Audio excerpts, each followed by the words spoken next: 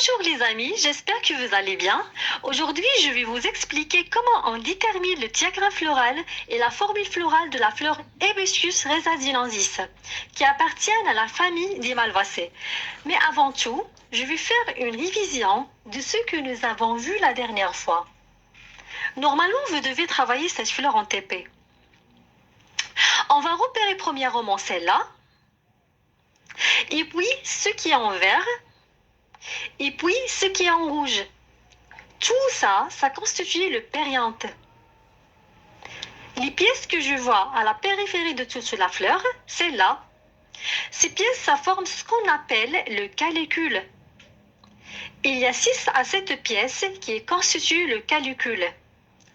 Ensuite, à côté, c'est les sépales.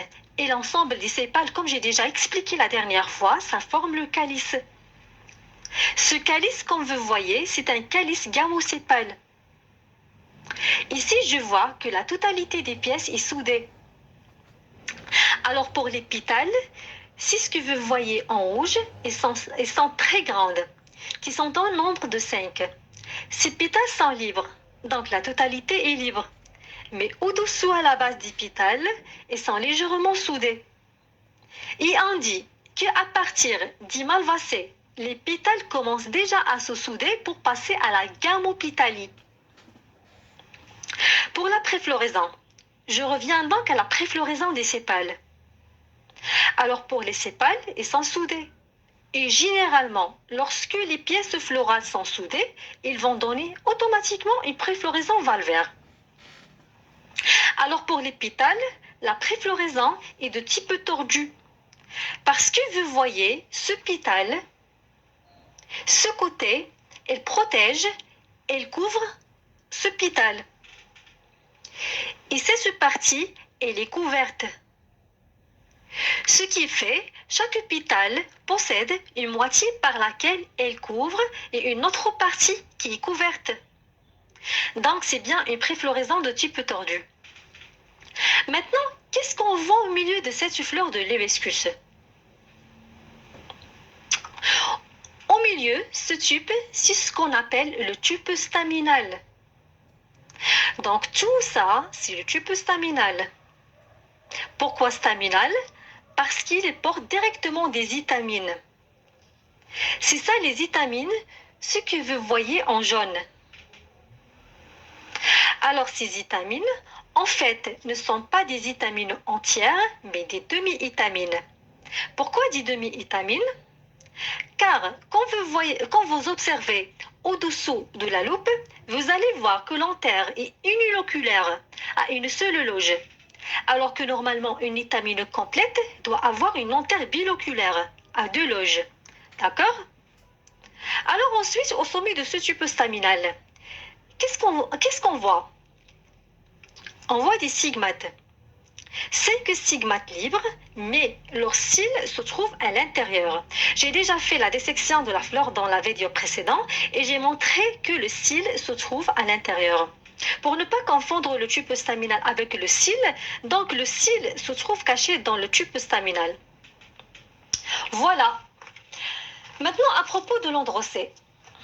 Ici, nous avons plusieurs demi-étamines qui sont fixées sur le tube staminal. Chaque étamine va se diviser en 2 demi-étamines qui vont être insérées sur le tube staminal. Et le nombre des demi-étamines, ça va être n fois 5. N parce que plusieurs étamines et 5 sont issues de 5 étamines d'origine. D'accord? Pour le gynécée, il suffit de faire la coupe transversale de l'ovaire, comme j'ai déjà montré la dernière fois, et vous allez voir que l'ovaire va vous montrer 5 loges qui sont bien visibles avec de nombreux ovules à l'intérieur. Chaque carpelle possède donc beaucoup d'ovules, donc c'est un gynécée avec 5 carpelles qui sont soudées. Et d'ailleurs, vous avez vu ici 5 stigmates, car le nombre de stigmates nous donne ou bien nous renseigne sur le nombre de carpelles.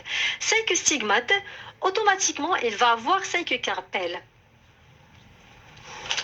Maintenant, pour la formule florale.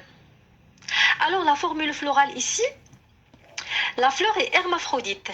Je mets une virgule. À côté, c'est l'actinomorphie, parce que la fleur est actinomorphe. Parce que déjà la fleur nous montre un aspect circulaire, pas zygomorphe, un aspect ovale. On est bien d'accord. 5 à 7 petites C, c'est le calicule. 5 à 7 pièces qui forment le calicule, plus 5 sépales qui sont soudés, d'accord? Plus les pétales qui sont libres, plus les étamines qui sont soudées au pétale, plus le junicée, 5 carpelles qui sont soudées, et ce trait, ça veut dire l'ovaire est supérieur, parce qu'il est au-dessus du carpelle. Pour le diagramme floral de l'hibiscus, les petits triangles que vous voyez à l'extérieur, c'est les pièces qui constituent le calicule. Ensuite, ce qui est en vert, c'est le calice. C'est les sépales qui sont soudées. Toutes les pièces sont soudées et après floraison valvaire. Nous devons respecter la préfloraison du calice. En rouge, c'est les pétales. Les pétales à préfloraison tordue. Alors, pour le cercle qui entoure le gynécée, c'est le tube staminal.